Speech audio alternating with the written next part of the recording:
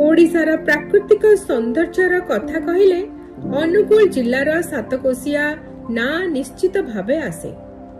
महानदीर दुई पार्श्वरे घंच जंगल, सबुज पहाड़ एवं गभीर गंड मिसी एठारे सृष्टि करती एक अपूर्व प्राकृतिक परिवेश।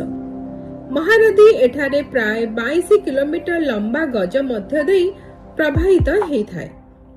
सातकोशिया टाइगर रिजर्व मोट क्षेत्रफल प्राय 963.83 वर्ग किलोमीटर।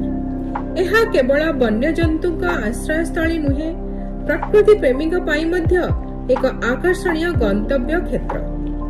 टिकरपड़ा नेचर कैंप रे रही जंगल रो नीरवता एवं महानदीर मनोरम दृश्य उपभोग करी हुए।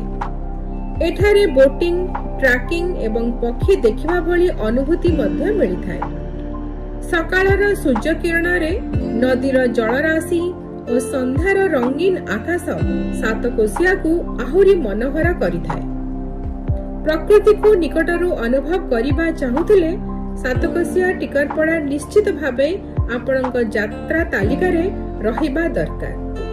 ओडिशार जंगल, नदी और पहाड़र मिलन को गोटिए स्थान रे देखिबार यह एक अपूर्व सुजोग।